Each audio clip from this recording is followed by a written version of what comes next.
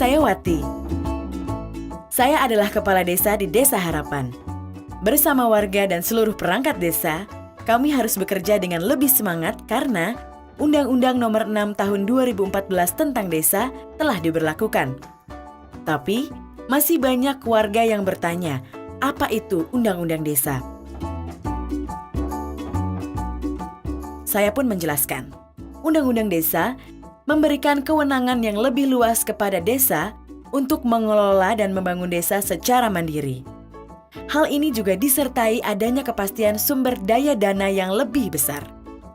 Saya perlu menjelaskannya dengan sangat jelas, karena ini juga bentuk transparansi dan akuntabilitas saya sebagai kepala pemerintahan desa. Kewenangan yang diberikan termasuk pengelolaan uang desa. Jika sudah bicara uang, biasanya sensitif. Sebagai kades, saya memang punya tanggung jawab penuh dalam mengelola keuangan desa. Tapi, saya juga harus mengikutsertakan warga desa agar pengelolaan keuangan desa bisa dilakukan seterbuka mungkin. Sebelum berbicara tentang cara mengelolanya, mari kita bahas apa itu uang desa atau yang biasa disebut APBD desa dan dari mana saja asalnya.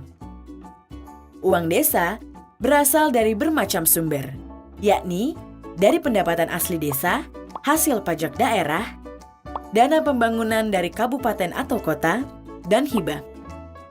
Uang desa ini juga berasal dari dana desa yang bersumber dari alokasi APBN.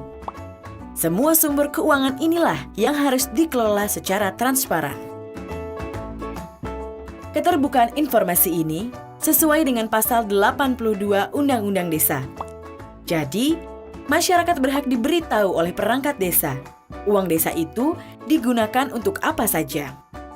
Kalau tidak memberikan informasi sejelas-jelasnya, sebagai perangkat desa, berarti saya telah menyalahi aturan undang-undang. Nah, terkait kegunaan uang desa. Desa sedikitnya bisa memakai 70% APBD desa untuk mendanai penyelenggaraan pemerintahan, pelaksanaan pembangunan, pembinaan kemasyarakatan, dan pemberdayaan masyarakat. Berdasarkan hal ini, saya bersama warga melalui Musyawarah Desa Harapan membagi penggunaan uang desa untuk pembangunan desa dan pemberdayaan masyarakat. Di bagian pembangunan desa, kami menyepakati untuk melakukan pembangunan dan pengelolaan tempat pelelangan ikan milik desa, pengembangan ternak secara kolektif, dan mulai pengembangan desa wisata. Sedangkan untuk pemberdayaan masyarakat desa, warga dan perangkat desa bahu-membahu melaksanakan program penanggulangan kemiskinan dengan memberikan keterampilan yang bisa menambah penghasilan masyarakat. Salah satunya, keterampilan pengelolaan sampah. Dengan keterampilan ini, warga akan bisa mengolah sampah jadi produk yang bernilai jual tinggi. Misalnya, diolah jadi kompos, didaur ulang, atau digunakan sebagai bahan kerajinan tangan. Tak lupa, kami pun memanfaatkan uang yang ada untuk mengkampanyekan gerakan hidup sehat, mendukung pengelolaan hutan desa, dan program lain yang benar-benar dibutuhkan warga desa. Antara lain, membantu anak warga desa kurang mampu yang difabel atau berkebutuhan khusus agar bisa melanjutkan pendidikan, dan menyekolahkan anak-anak yang putus sekolah karena keterbatasan biaya. Lalu, sisa uang APBD yang sebesar 30% dianggarkan untuk penghasilan tetap, tunjangan perangkat desa, operasional, insentif RT RW, dan tunjangan serta operasional Badan Permusyawaratan Desa atau BPD.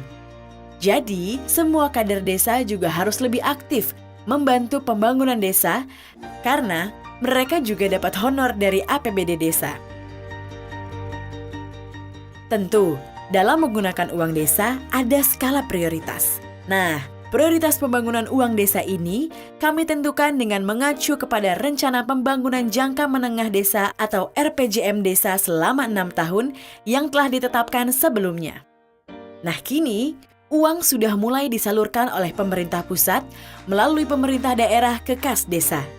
Kami semua, pemerintah dan warga desa harus bermusyawarah merencanakan program apa yang perlu dijalankan demi meningkatkan kesejahteraan masyarakat desa.